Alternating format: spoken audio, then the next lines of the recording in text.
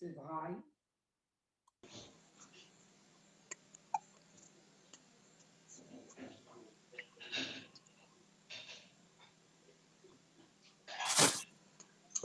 Amis, bonsoir. Le thème qui va nous occuper ce soir, celui de Purim. Et on va l'aborder de manière frontale en choisissant les mots-clés. Les mots-clés de cette célébration que nous allons interroger. Vous savez que le récit de l'histoire de Purim a été le dernier à être intégré dans le canon biblique, parce que cet événement a été relativement tardif. Il a eu lieu au 5e siècle avant l'ère courante, c'est-à-dire au moment où la philosophie grecque était à son apogée avec Socrate, Platon et Aristote. La transcription de l'histoire de Purim a été effectuée dans l'année même qui l'a suivie par les deux héros juifs qui en ont été les acteurs, Esther et Mordechai. Aussi, nous a-t-il semblé intéressant de nous arrêter sur le choix de certains termes significatifs de ce texte, et en particulier sur le nom qui a été donné à cette célébration, Purim, sur celui du récit qui le relate, Megillat Esther, sur ceux de Yehudi et Agagi qui qualifient les deux acteurs antagonistes principaux de ce récit, à savoir Mardoché et Haman. Mais également, j'aimerais m'arrêter sur le mot Mishte Hayayin, le banquet à vin, qui occupe, semble-t-il, une place centrale de bout en bout du récit. Et sur un précepte particulier, singulier, je dirais même, de Purim, qui est désigné par Mishloach Manot, qui consiste à envoyer des cadeaux alimentaires les uns aux autres. Et je convoquerai, chemin faisant, les usages folkloriques attachés à cette célébration, tels les déguisements ou l'usage de crécelles, qui confèrent à cette fête une tournure ludique, voire carnavalesque, pour interroger ces usages et les justifier ou bien les récuser en les considérant comme des dérives ou des emprunts illégitimes à d'autres cultures. Interroger les mots, je reviens sur ces différents mots-clés pour les présenter. Interroger les mots, cela revient à revenir sur le récit de l'événement qui a donné lieu à la célébration de Purim et qui se trouve consigné dans Megillat Esther. Pourquoi ce texte a été désigné par rouleau et non pas par livre d'Esther? La Torah, les 5 livres de la Torah, le Pentateuch, Chamisha Chumshe Torah, qui est aussi écrit sur un parchemin et qui se présente sous la forme de rouleau, ne porte-t-il pas le nom de Sefer Torah et non pas de rouleau de la Torah? De plus, ce livre ayant eu comme rédacteur Esther et Mordechai, comme cela est signalé dans le chapitre 9 de la Megillah, la tradition n'a retenu que le nom d'Esther pour le nommer, Megillat Esther, ignorant ainsi la collaboration de Mardoché. S'agit-il d'une discrimination positive avant l'heure ou y a-t-il anguille sous roche? Donc ce nom doit être justifié. Le nom de Purim que porte cette célébration, nous dit le texte de la Megillah, il se réfère au Pur, qui signifie tirage au sort en akkadien, que Haman a effectué pour fixer la date de l'extermination des Juifs de Perse. Or, cette modalité technique nous semble sans importance comparée à la tentative génocidaire et au dénouement heureux qui l'a suivi. Comment donc comprendre que le nom qui a été retenu par Mordechai et Esther pour cette célébration soit celui de Pour, donc ce procédé accessoire par rapport au tenant et aboutissant de cette histoire. Troisième question, troisième interrogation, c'est le nom Yehudi qui apparaît ici pour la première fois dans la Bible hébraïque. Quel est le sens originel du mot Yehudi et pourquoi a-t-il été choisi ici plus que ceux de Hébreu, Ivri, bien Israël, puisque nous sommes les enfants d'Israël, ou bien, c'est vrai, un nom plus tardif, celui de Sémite, qui est apparu au XIXe siècle. Quant à Agagi, il se rapporte à l'ancêtre de Haman, qui était Agag, le roi de Amalek à l'époque du premier roi d'Israël, Shaoul. Était-ce important de le rappeler ici dans la Megillah?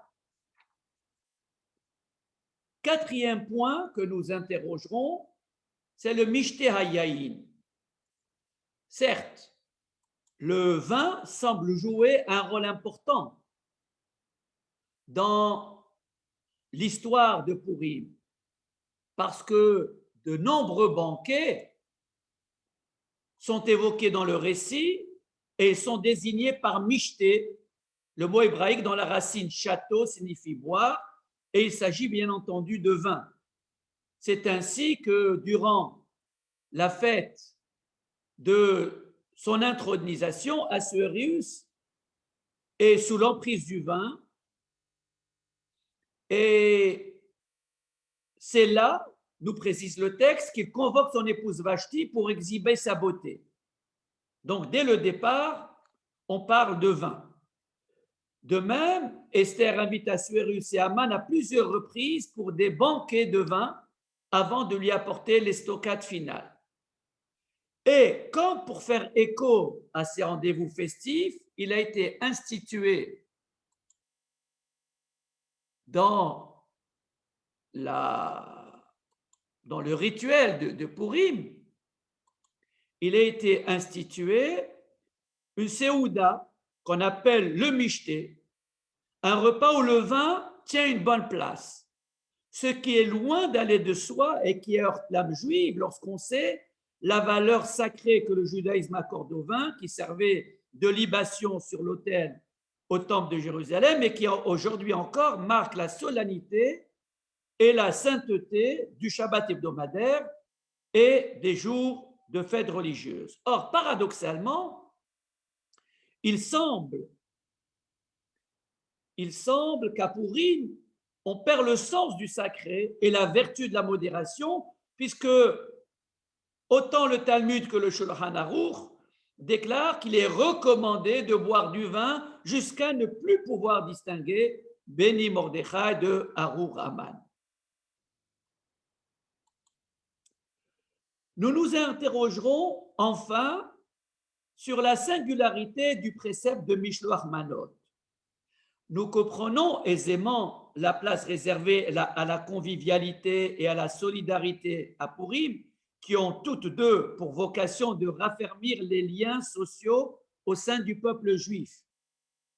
Le rite de Mishloach Manot voudrait, en l'occurrence, faire écho au vœu formulé par Esther au comble de la détresse de faire front à l'adversité en se rassemblant comme elle en fait la demande à Mordechai, l'Er Kenos et Kol Hayudim, va rassembler tous les Juifs. En revanche, nous comprenons moins cette singularité qui consiste à envoyer les cadeaux alimentaires par un messager plutôt que de les remettre personnellement à son destinataire. Pourquoi déroge-t-on ici de manière expresse au principe qui recommande de pratiquer personnellement un précepte plutôt que de le déléguer à une tierce personne, ce qui est dit en hébreu mitzvah bo yoter mi beshlucho. Voici donc les 5 points sur lesquels je voudrais m'interroger en votre compagnie ce soir. Et d'abord donc, Megillat Esther, ce nom qui a été donné à au récit de l'histoire de Pourim. Le nom de ce livre constitue en fait un appel au décodage de l'intrigue politique qui, elle, apparaît au premier abord de cette œuvre, comme illustre fort bien la pièce de théâtre Esther de Racine. Ce nom nous invite à l'interpréter, car sans le dévoilement de son nom dit, ce récit ne délivre pas l'enseignement qu'il souhaite transmettre à ses lecteurs, et ce récit ne revêtirait pas le caractère sacré qu'il a fait intégrer au canon biblique.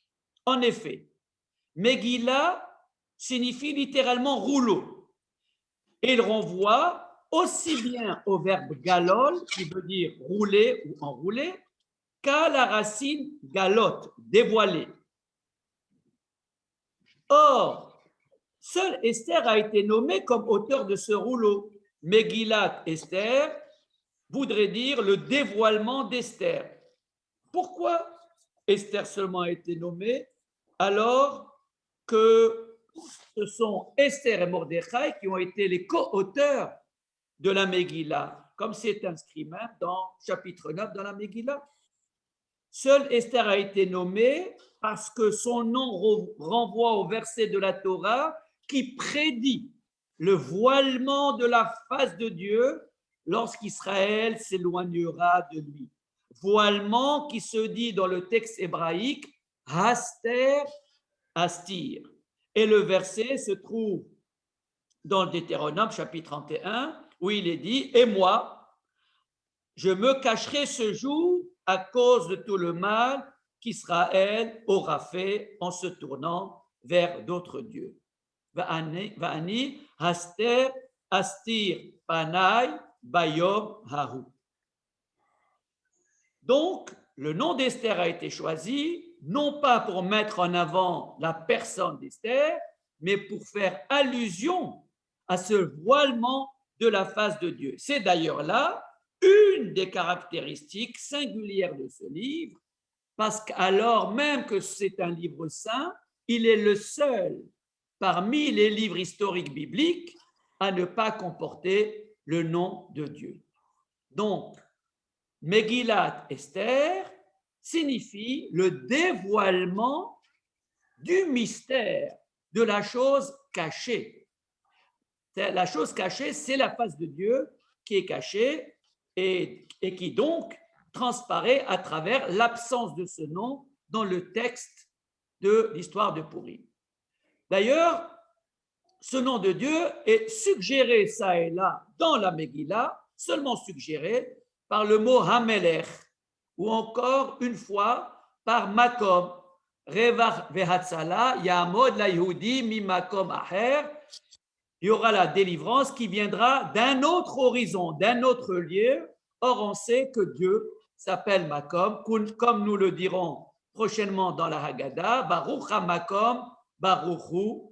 Dieu, c'est le lieu même du monde, ou comme nous le disons, Baruch Kevod Hashem mi Mekomo. Le Makom, c'est le lieu par excellence, au point où la Gemara dit que le monde se trouve dans le Makom, et non pas le Makom dans le monde. Le monde est une émanation de Dieu, et le Makom, Dieu n'est pas le lieu c'est pas cet être qui se trouve dans le monde, mais c'est le monde, l'univers qui se trouve en Dieu. C'est une émanation de Dieu. Donc, c'est la face cachée de Dieu, c'est-à-dire son retrait et son silence, qui, en définitive, a sauvé le peuple d'Israël, puisque ce Dieu transparaît à travers son silence de bout en bout de ce récit. Et cette Esther, la secrète et la discrète, puisque ce nom signifie précisément secret, mystère et discrétion, c'est Esther qui a caché ses origines à Assuérus au début, lorsqu'elle avait été prise au palais royal, et c'est encore elle qui cache son jeu jusqu'au moment où elle porte les stockades d'Haman, puisque c'est à ce moment-là qu'elle dévoile son identité et l'appartenance son appartenance au peuple juif. Donc c'est Esther, la discrète et la secrète, qui a caché donc ses origines jusqu'au dernier moment, qui a été celle qui a été inspirée par Dieu pour rompre le silence et permettre la délivrance de son peuple. Voilà donc le sens du titre de cette œuvre qui comporte en elle-même l'appel à l'interprétation, l'appel à la découverte du non-dit. Mais Purim, le nom de la célébration, le nom de Purim constitue une curiosité, voire même un paradoxe, parce qu'il signifie tirage au sort en persan. Et il fait référence donc au procédé utilisé par Aman pour déterminer la date de la mise en œuvre de l'éradication du peuple juif de Perse. Cette modalité a été choisie pour désigner cette célébration parce qu'elle caractérise bien le contentieux idéologique existant entre Israël et Amalek. Amalek, qui est le peuple dont descend Aman précisément. Amalek a été le premier à attaquer dans l'histoire le peuple hébreu dès sa sortie d'Égypte. Cette audace à livrer bataille à un peuple qui avait réussi à s'extraire, à échapper au puissant empire égyptien, donc cette audace a été nourrie par sa foi dans la légitimité du déterminisme naturel et historique à décider à lui seul du destin des hommes. Amalek, c'est l'incarnation de cette idéologie qui accorde au déterminisme naturel et au déterminisme historique à décider eux seuls du destin des hommes. C'est ainsi que pour Amalek, les Hébreux étaient esclaves en Égypte et ils devaient le rester à jamais, eux et leurs descendants. Parce qu'ainsi, on a décidé le déterminisme historique. Cette conception, nous la retrouvons encore jusqu'au siècle des Lumières chez le marquis de Sade, dans un de ses ouvrages, Les prospérités du vice, et ce titre en dit long sur le contenu de ce livre, Les prospérités du vice.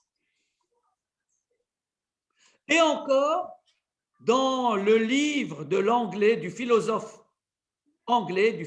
politique anglais, Bernard Mandeville, dans ce livre qui s'intitule La fable des abeilles, où il explique de manière métaphorique que les pauvres ont tout intérêt à ce qu'il y ait des riches et que l'égoïsme est une vertu, puisque c'est grâce à l'égoïsme des riches que les pauvres peuvent être leurs vassaux, leurs concierges, leurs hommes, leurs gens de corvée, etc. Lisez ce livre avec intérêt, La fable des abeilles. Et donc, à contrario de cette vision déterministe de Amalek, pour Israël, le monde est appelé à se parfaire par l'action humaniste et civilisatrice des hommes, notamment par les valeurs morales et culturelles. C'est cette conception incarnée par Israël avant tous les autres peuples que Haman décide de défier par le hasard, dicté par le tirage au sort de Purim, parce que ce procédé relève pour lui de l'ordre naturel apte à diriger le monde. Il voit d'ailleurs dans le mois d'Adar, qui a été tiré au sort, un mauvais présage pour le peuple juif, puisque c'est le mois de la mort de Moïse, qui a été précisément le libérateur de ce peuple hébreu de l'esclavage égyptien, et Amalek l'avait donc affronté sous forme militaire pour le combattre, parce qu'il s'est insurgé contre cette rupture de l'ordre historique qui prévalait jusque-là. Et d'ailleurs, je vous rappelle que l'abolition de l'esclavage n'a eu lieu qu'il y a 170 ans officiellement. C'est ainsi en tout cas que Aman a procédé au tirage au sort qui pour lui était le moyen de faire prévaloir le hasard sur la raison et que le hasard avait à ses yeux fait bien les choses puisque c'est le mois d'Adar qui a été tombé, qui a été pris, qui est tombé pour choisir le jour d'éradication du peuple juif, mais il ignorait que ce fut aussi le mois de la naissance de Moïse. C'est ainsi que cette modalité s'est retournée contre lui en devenant favorable au peuple juif. Et donc, le pluriel du mot Purim, puisque c'était juste pour, lui, il a tiré au hasard ce mois, le mot pour, mais le pluriel du mot Purim, il renvoie à la facette cachée du hasard, qui n'est autre que celle de la providence qui s'y cache et qui agit discrètement à son insu. Voilà donc pour les noms de Megillat Esther et le nom de Purim qui est donné à cette célébration. L'intégration du rouleau d'Esther dans le canon biblique marque de la reconnaissance du caractère sacré et inspiré de ce récit. Donc l'intégration de ce rouleau d'Esther dans le canon biblique a trouvé sa légitimité renforcée par l'antériorité du contentieux d'Israël avec Amalek, dont Aman était un descendant. Parce que l'antagonisme d'Israël avec ce peuple a été formulé dans la Torah en des termes qui laissent aucune équivoque sur son caractère primordial. Cet antagonisme est le plus crucial qui existe entre le peuple d'Israël et les nations du monde. D'ailleurs, le texte dit bien Réchid Goïm Amalek, c'est Bilam, le prophète Bilam, qui lui désigne Amalek comme étant le premier au sens de primauté parmi les nations. Et qu'est-ce que dit justement le texte de la Torah à propos d'Amalek?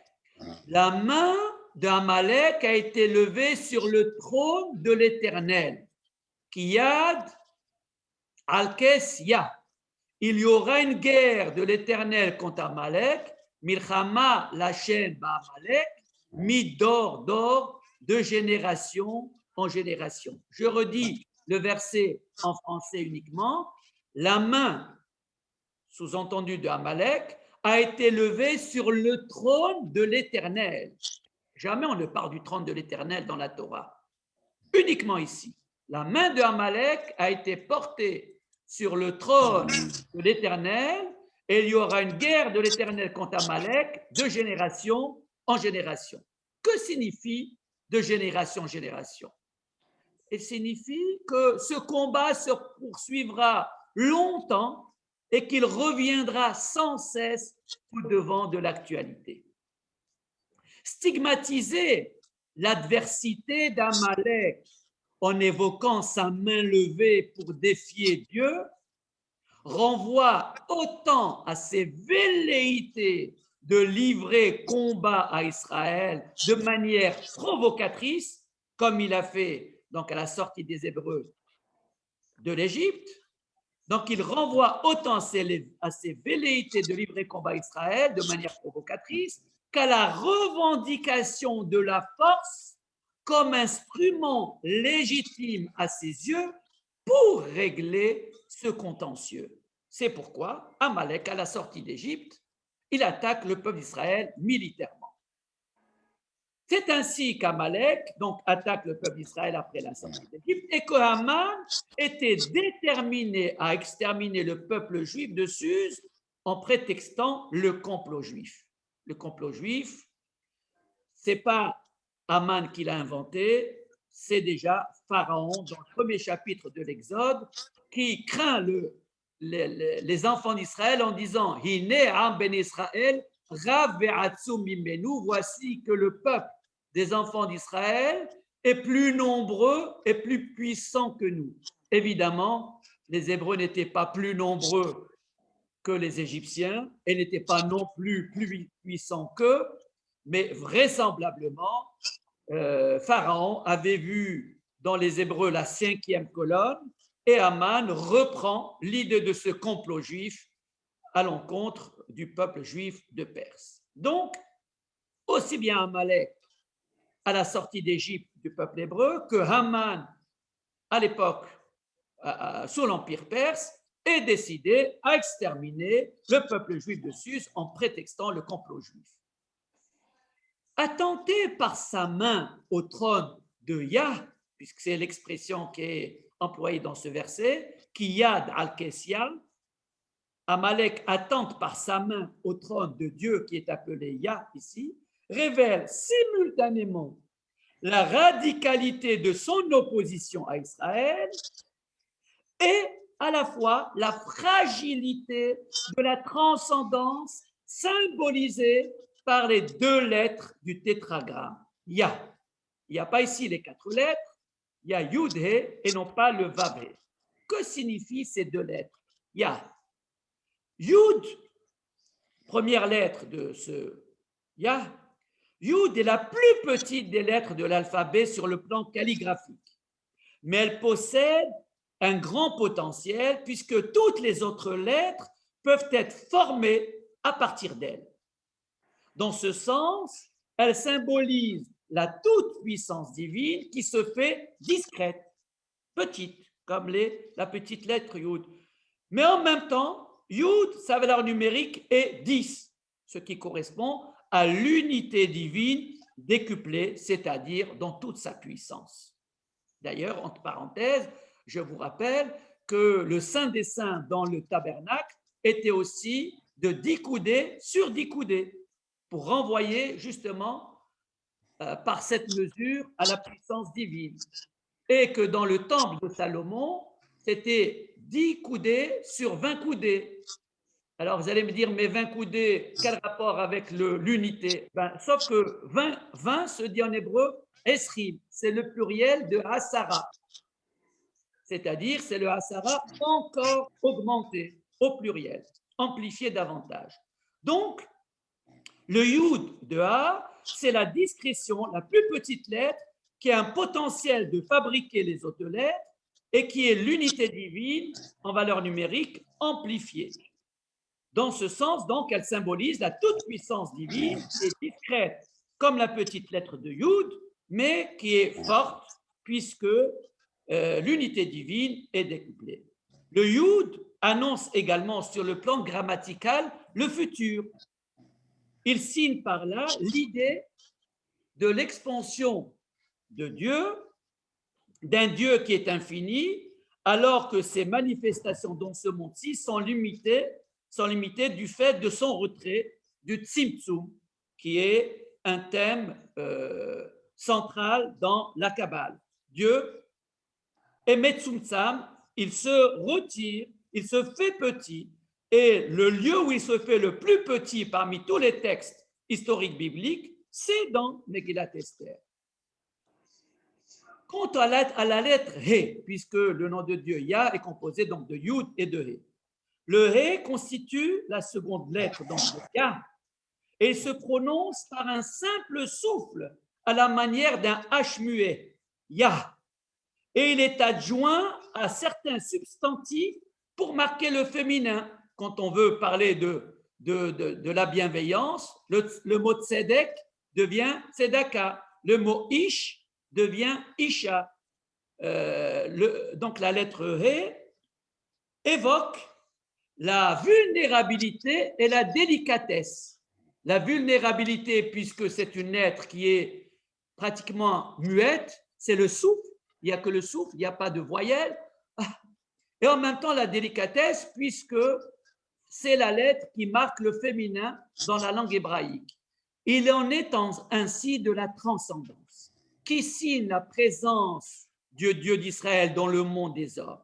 Elle est vulnérable et elle est délicate. Le rouleau d'Esther est à l'image de Dieu, dont le nom est indicible, Dieu n'est présent dans ce récit qu'à travers le non-dit du texte.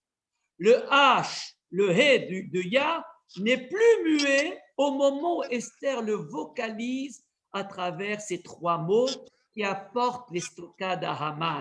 Il s'agit de Haman, Hara, Hazé. À ce moment-là, lorsque Esther stigmatise Haman en le déclarant méchant, ce méchant Haman, le He devient enfin vocalisé. Il prend forme. Haman Hara Hazé. Ce triptyque est là pour dire que ce Dieu peut se révéler lorsqu'il est nécessaire. Relevons enfin que la main d'Amalek qui voudrait atteindre Dieu se dit Yad en hébreu.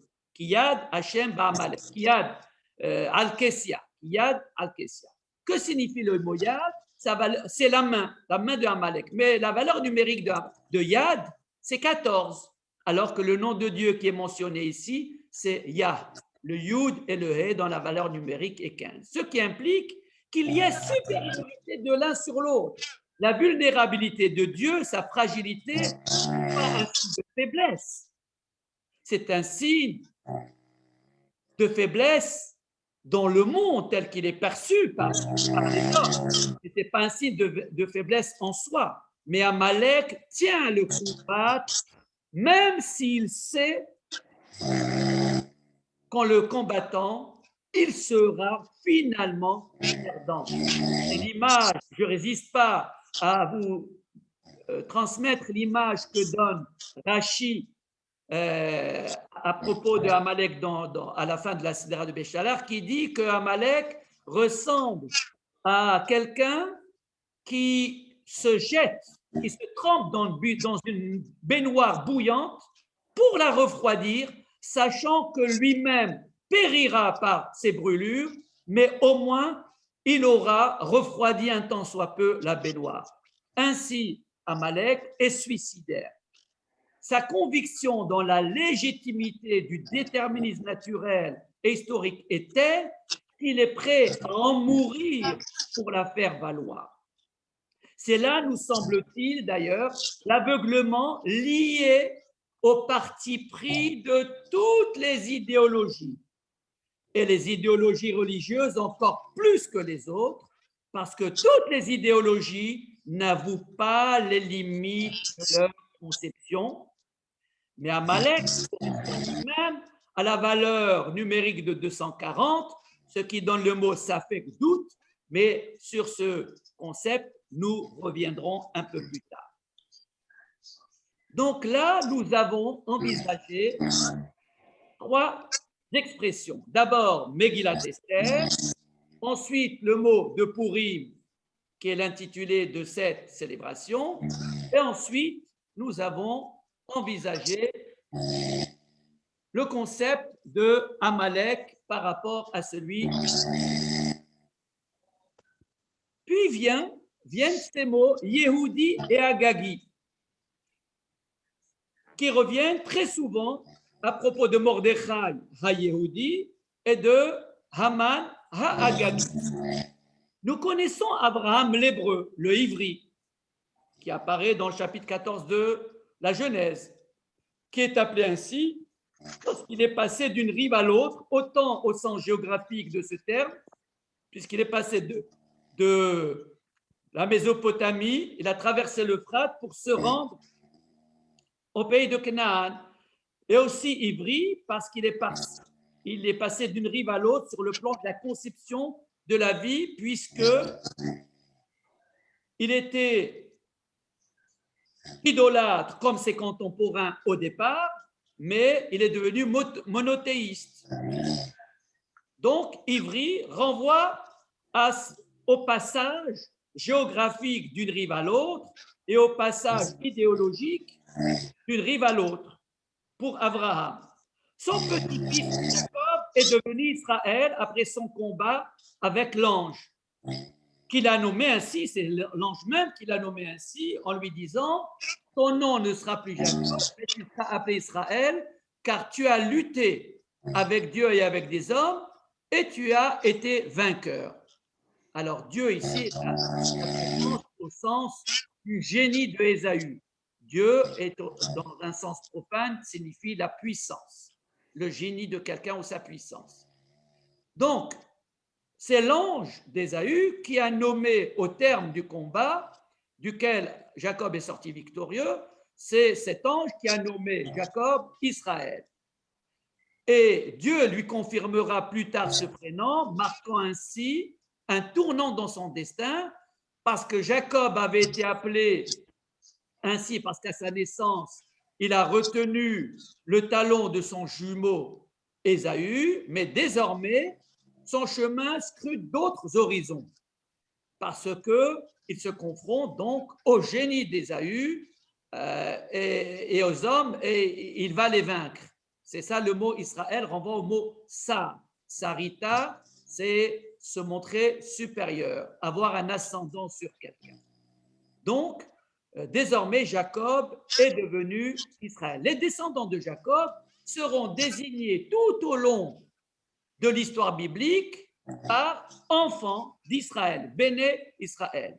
La première mention de cette désignation de Béné Israël en tant que peuple et non pas comme enfant du père Jacob, mais cette fois-ci en tant que peuple, la première mention donc de la désignation du peuple d'Israël en tant que âme, en tant que peuple, revient à Pharaon, qui justement, je le rappelais tout à l'heure, qui redoutait les descendants de Jacob descendus en Égypte pour cause de famine en Canaan à l'époque de Jacob, et il a déclaré, voici que le peuple des enfants d'Israël est plus nombreux et plus puissant que nous. Donc c'est lui qui nous déclare le premier peuple d'Israël. Mais pour la première fois, dans le rouleau d'Esther, le nom de ce peuple apparaît sous le nom de Yehoudim, et celui de Mardoché apparaît sous le nom de Ish Yehudi. On est tenté de traduire ce terme par judéen, parce qu'effectivement, il était d'appartenance, on aurait pu croire qu'il est d'appartenance de la tribu de Juda. Mais tel n'est pas le cas, parce que ce même verset où on dit Ish Yehudi nous donne l'ascendance de Mardoché, et on nous dit Ish Yehudi Aya Beshushan Abira, Ushmo Mordechai, il s'appelait Mordechai, Ben Yair, fils de Yair, fils de Shimri, fils de Kish, Ishemini, homme de la tribu de Benjamin. Donc, il ne peut pas être de la tribu de Benjamin et en même temps de Yehuda. Donc, il était de la tribu de Benjamin. Alors, Yehudi, nécessairement, prend le sens d'un fervent de Dieu, puisque nous retrouvons dans ce mot Yehudi les 3 lettres du tétragramme, et que même dans le sens de judéen persiste le nom de Yehuda, qui a été donné par Léa à son fils lors de sa naissance. Et pourquoi Léa a donné le nom de Yehuda, si ce n'est, comme elle le dit elle-même dans le texte explicitement, parce qu'elle a remercié Dieu, Apam Odé El Hachem, remercier Dieu de lui avoir donné un 4e fils. Donc, dans le mot Yehuda ou dans le mot Yehudi, il y a une notion de reconnaissance à Dieu, et en même temps, le nom de Dieu est présent dans le mot Yehuda ou Yehudi. Puis dans le mot Yehuda, vous remarquerez qu'il y a le tétragramme et qu'il y a la lettre d'Alet qui est ajoutée. Donc, les lettres du tétragramme sont présentes dans Yehuda, et dans Yehudi, il y a les 3 lettres. Il semble donc que Mardoché et ses coreligionnaires, les Yehudis, soient la cible de Haman parce qu'ils sont les dépositaires d'une tradition qui reconnaît le Dieu qu'Amalek a combattu dans le passé et que Haman voudrait combattre aujourd'hui à l'époque des Perses. Il se trouve que le patriarche Amalek qui a donné son nom au peuple dont est issu Haman n'est autre que le petit-fils d'Ésaü, le frère de Jacob. Ce Jacob qui tenait le talon d'Ésaü à la naissance. Or, Amalek a une valeur numérique de 240, la même que le mot Safek, qui veut dire doute. Amalek incarne le doute parce que le déterminisme naturel et historique bénéficie de l'immuabilité des lois naturelles pour le premier et des forces d'inertie de l'homme pour le second. Or, ces lois immuables de la nature et d'inertie de l'homme font qu'elles s'imposent à nous si notre détermination à les neutraliser ou à les corriger n'est pas aussi résolue qu'elles le sont elles-mêmes. C'est-à-dire qu'elles sèment le doute chez le commun des mortels. C'est pourquoi l'humanité a besoin d'hommes d'esprit et de courage, des hommes qui croient dans le progrès et dans leur capacité à opérer des changements pour connaître une vie meilleure. C'est le cas des inventeurs, des révolutionnaires, des progressistes dans tous les domaines. Le peuple d'Israël a été très tôt, et à l'échelle d'un peuple, celui qui a cru dans un monde meilleur en étant le premier à condamner l'esclavage, à se doter d'une loi solidaire et fraternelle, à inventer le messianisme, c'est-à-dire à croire dans le progrès et dans les valeurs qui feront un jour de l'humanité une communauté d'hommes proche de l'idéal politique, social et moral. C'est là le sens même du messianisme. Tout cela n'est possible que si l'idée du déterminisme est battue en brèche. C'est sans doute cette idée que le Talmud promeut en déclarant El Mazal d'Israël.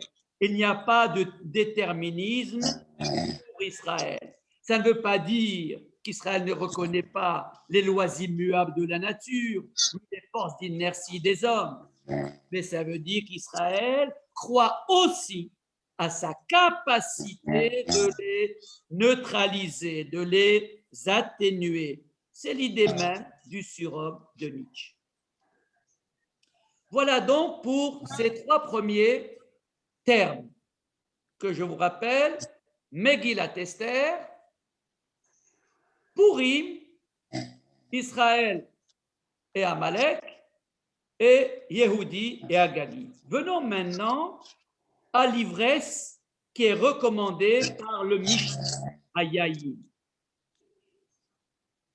Les Perses avaient pour coutume de débattre des questions politiques une première fois en étant ivres, puis une seconde fois en étant sobre. Ce n'est pas pour mimer le comportement d'Assuérus que le Talmud nous demande de nous mettre en état d'ivresse, en déclarant Chayav enish levasume bepuria adelayada ben Arur Haman et Baruch Mordechai.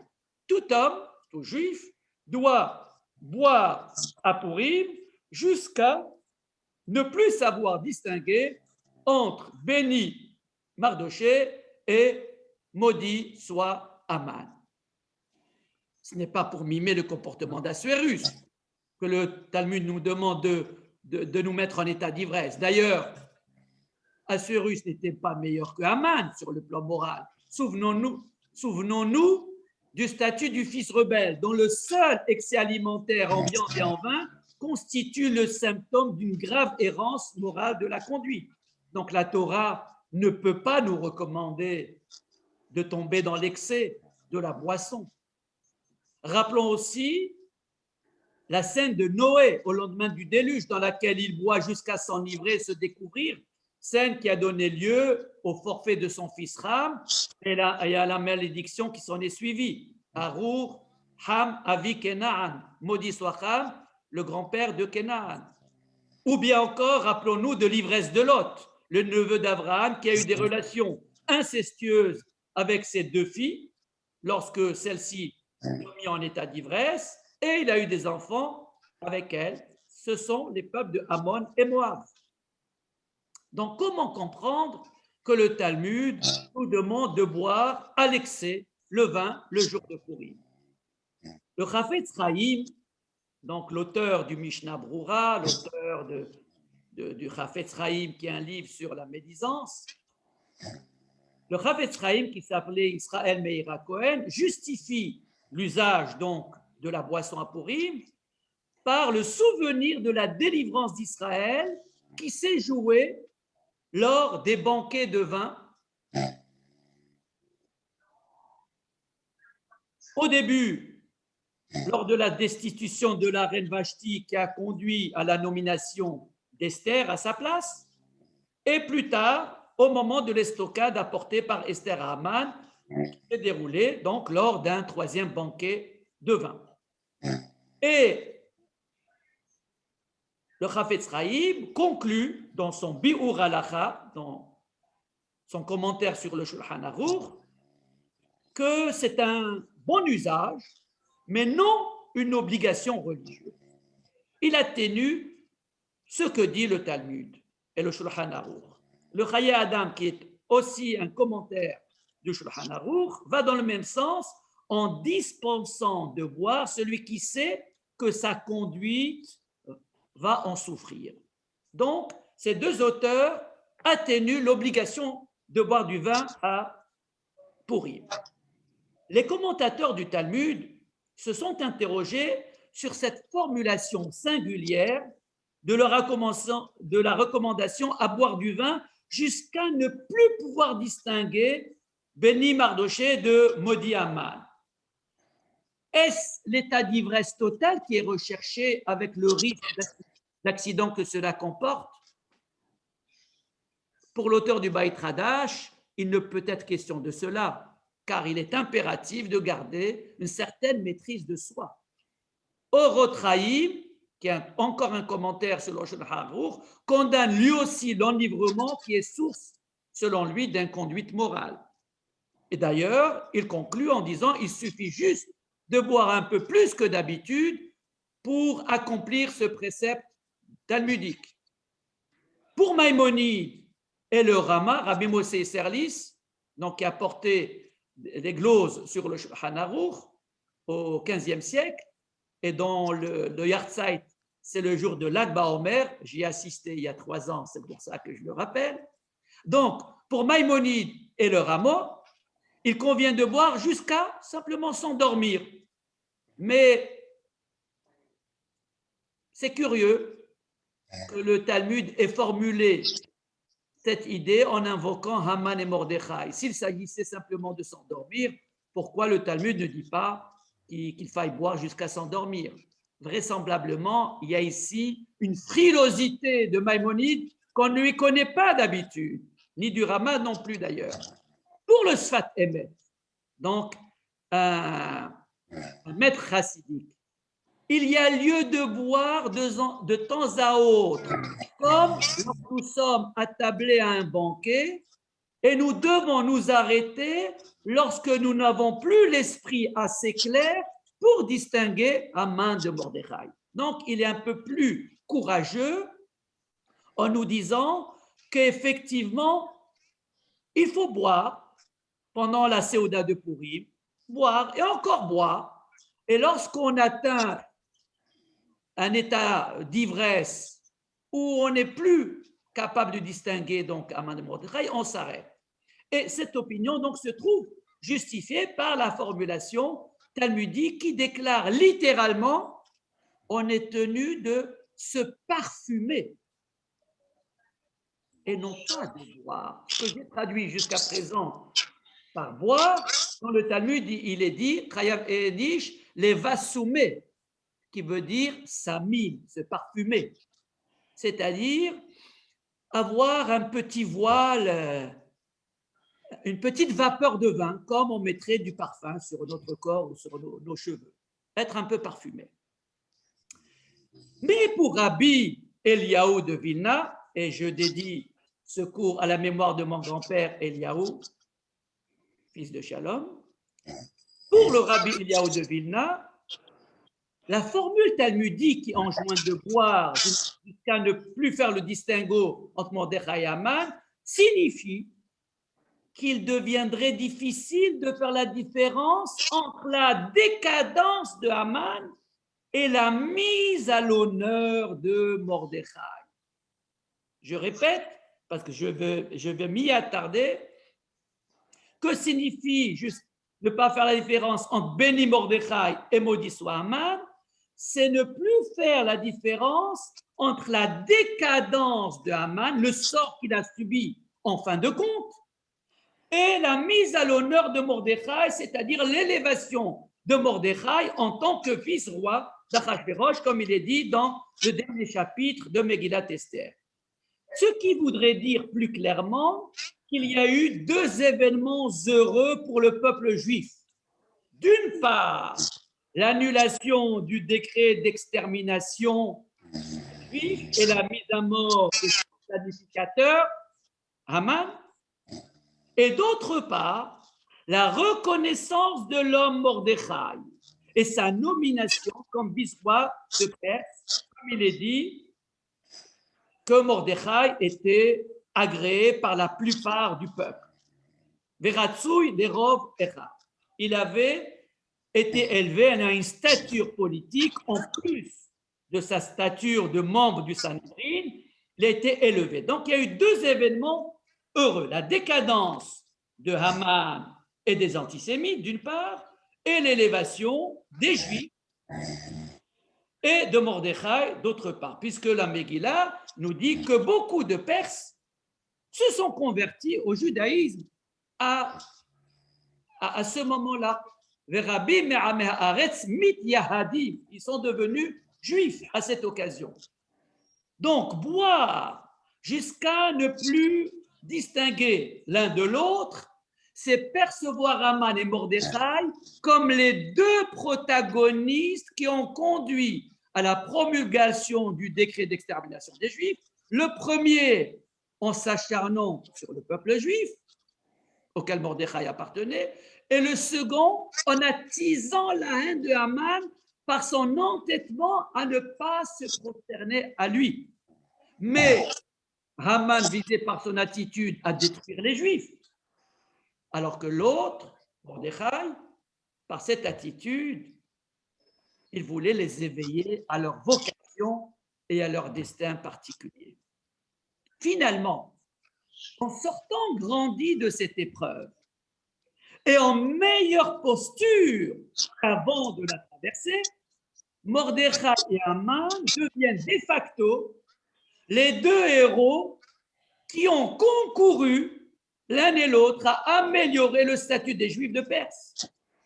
La confusion donc qui est souhaitée par la boisson, chez le buveur, sous l'effet du vin, elle vise à ne plus distinguer la primauté de la place qui revient à l'un de nos deux héros par rapport à l'autre. C'est-à-dire que finalement, Haman nous a rendu autant service que Mordechai, puisque les deux ont concouru, chacun à sa manière, l'un pour faire le mal et l'autre pour faire le bien, mais les deux ont concouru de facto à mettre sur un piédestal le peuple juif et à lui faire connaître un horizon bien plus clair que celui qu'il avait connu avant cette épreuve. Ainsi, et cette conclusion est très importante, ainsi, le vin met paradoxalement le buveur dans un état d'éveil qui le rend plus attentif encore que l'homme sobre. Parce que lorsque l'ivresse est sous contrôle, l'accès au réel est facilité.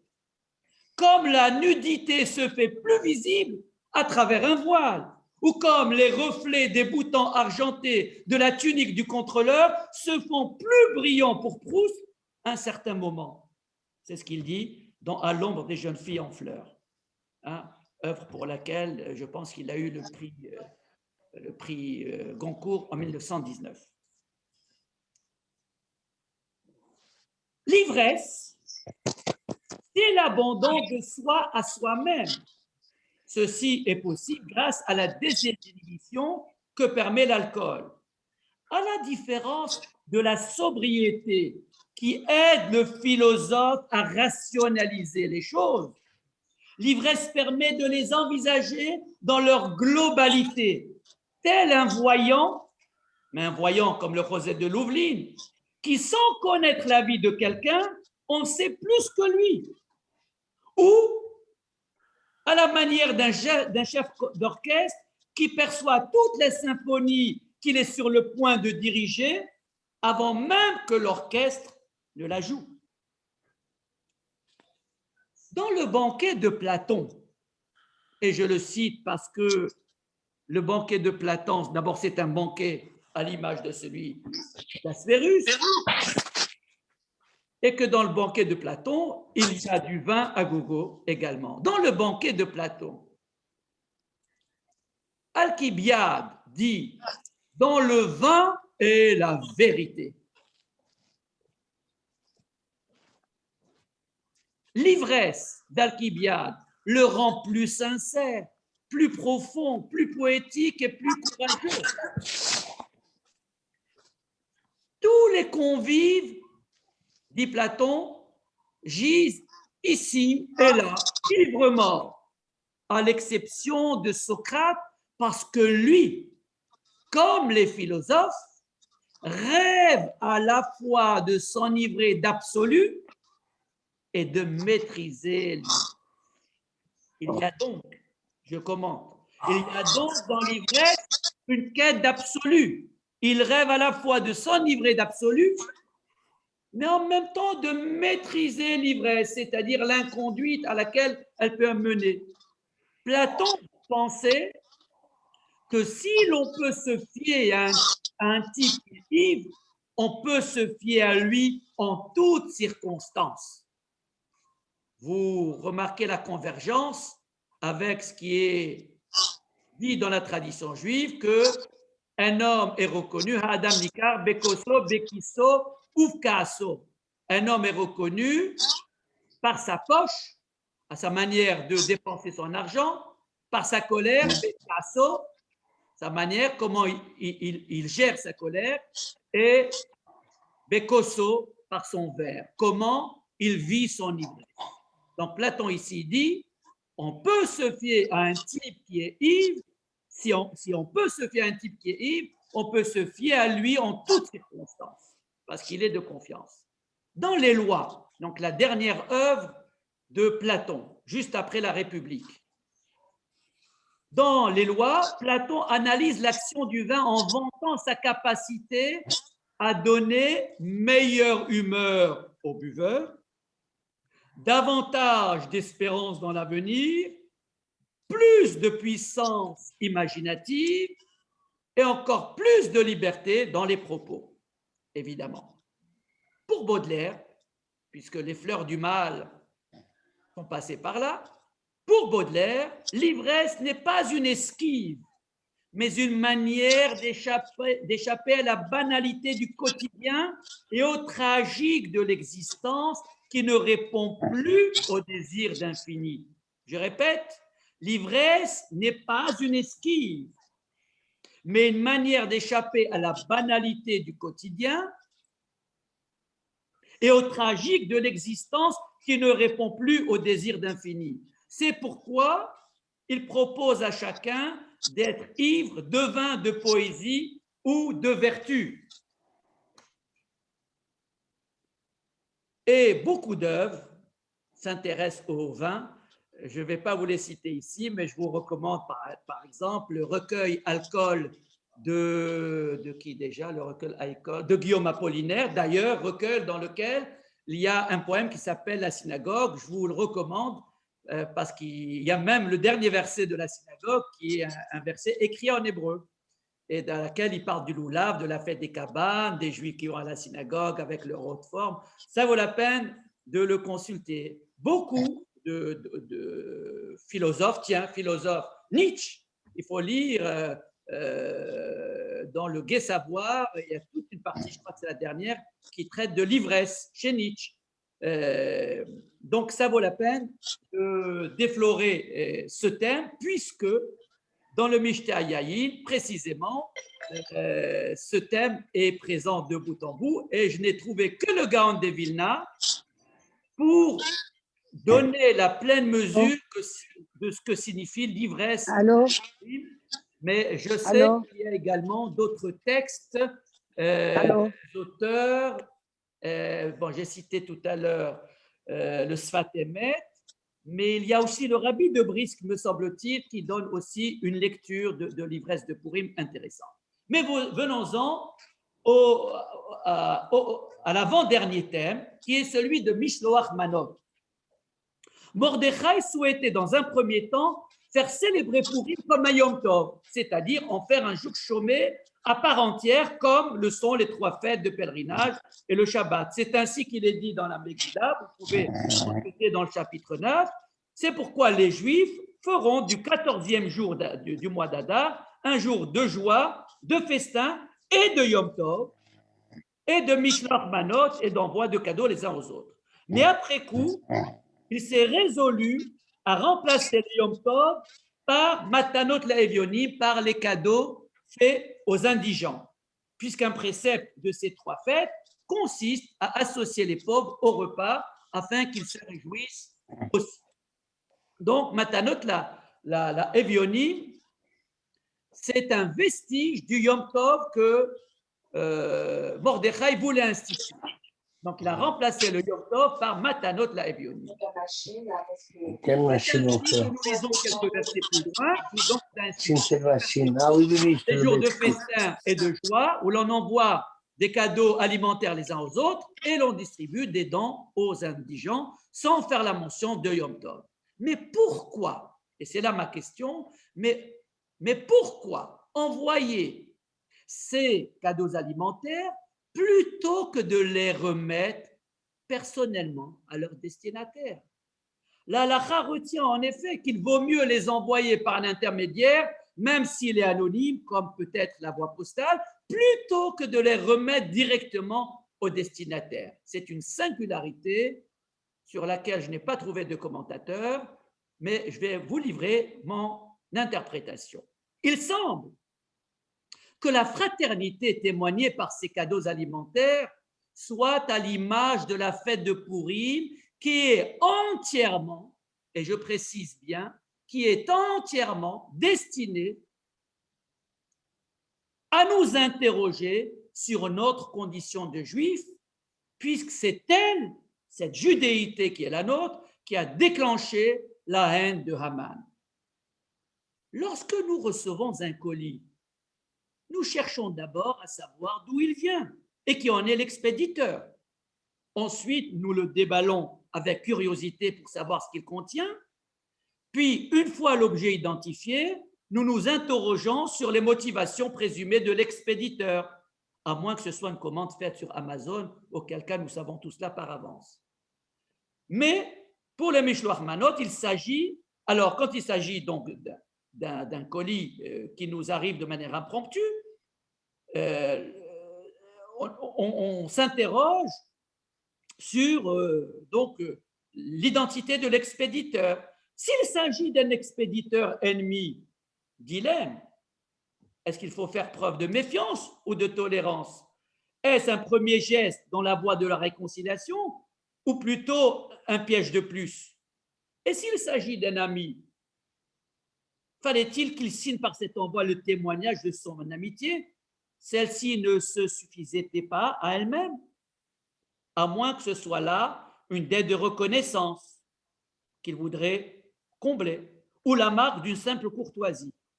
Et donc, nous sommes traversés par des interrogations de toutes sortes, à l'image de celles que devrait susciter en nous chaque épisode du rouleau d'Esther, qu'il convient de revisiter et de relire chaque année avec un regard neuf et en réinvestissant nos émotions dans chaque intrigue.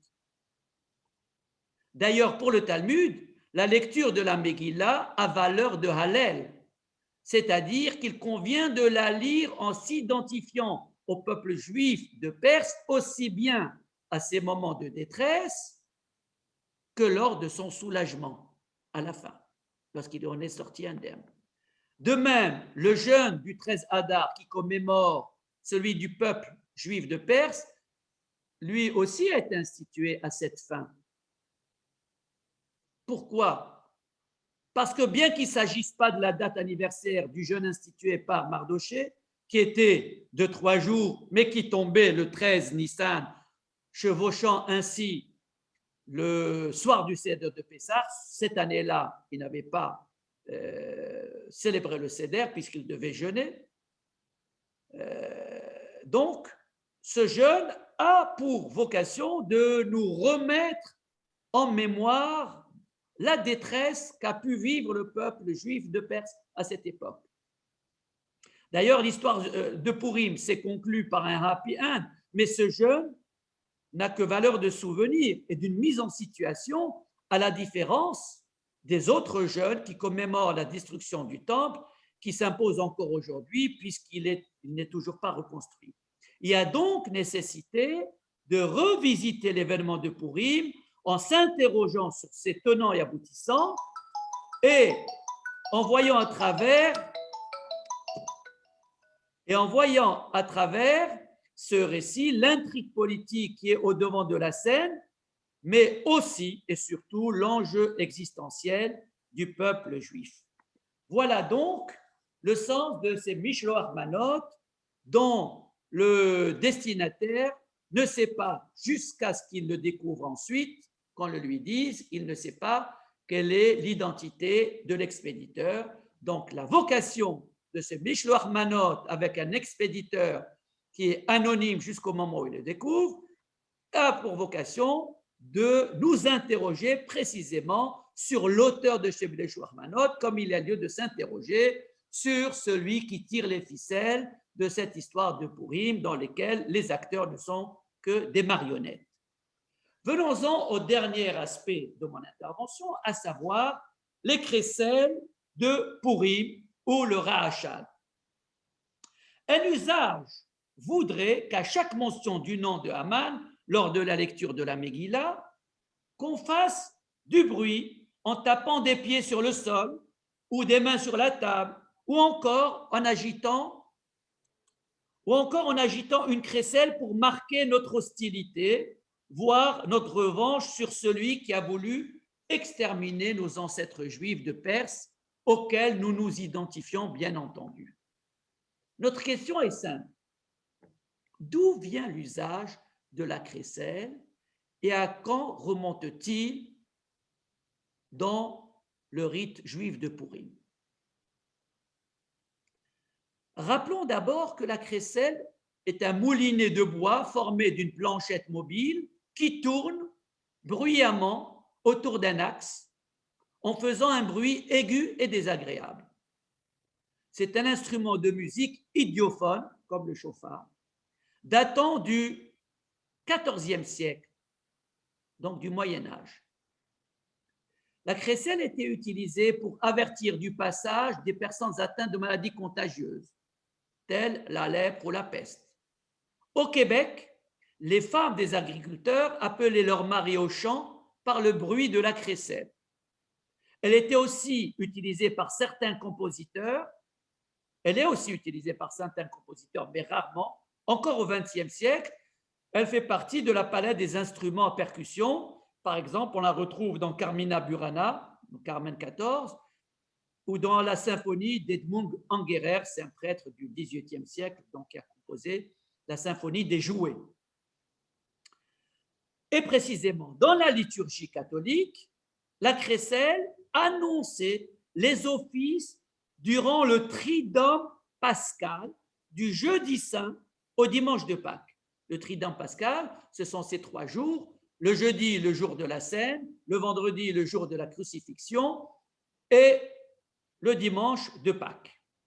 Donc, durant ce Triduum pascal, la crécelle annonçait les offices catholiques en remplacement des cloches qui étaient parties à Rome. Et d'ailleurs, c'est une tradition qui subsiste encore en Alsace-Lorraine et qui subsiste encore dans les carnavals en Suisse. Pour ce qui est de la tradition juive, il semble qu'en Provence, au XIVe siècle déjà, l'usage voulait qu'on tape une pierre contre l'autre pour effacer le nom de Haman qui était inscrit sur l'une des deux pierres. Et pour l'effacer, comme la Torah le demande, quand elle dit Timche et Zecher Amalek, tu effaceras le nom de Amalek. Avec le temps, on a retenu que le bruit qui était produit par ce claquement des pierres. De là, on peut supposer, et c'est une supposition seulement, que cela convenait aussi de produire du bruit, du ra'ash, pour un rachat, pour un mécréant, puisque ra'ash et rachat sont des anagrammes l'un de l'autre. Donc on est parti de l'effacement du nom de Amalek d'une pierre sur l'autre, au bruit que cela produisait, et ce bruit, on l'a retenu parce que peut-être qu'on fait du bruit pour neutraliser le rachat, quelque part, pour ne pas le laisser parler, pour ne pas le laisser s'exprimer. La période de Pourim coïncide avec celle des Pâques chrétiennes. Donc, il n'est pas impossible qu'on ait emprunté la crécelle pour produire du bruit et par là même lui conférer le nom de Rahashan. Ce n'est pas impossible. Mais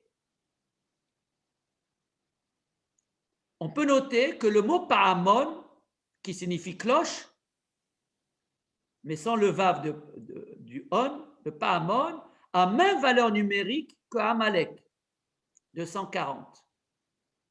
Et donc, le Pahamon, le tintement de la cloche, Rahashan, pour effacer Amalek. Il est curieux de constater d'ailleurs la proximité calendaire du carnaval de Mardi Gras et de ses déguisements avec Pourim, où l'usage voudrait aussi qu'on se déguise, mais rien de commun entre ces deux traditions. Parce que Mardi Gras est une fête païenne romaine qui célèbre la fin de l'hiver, ce sont les calendes de mars, pendant laquelle, d'ailleurs, la fête du Mardi Gras, pendant laquelle les interdits étaient transgressés et les déguisements, souvent de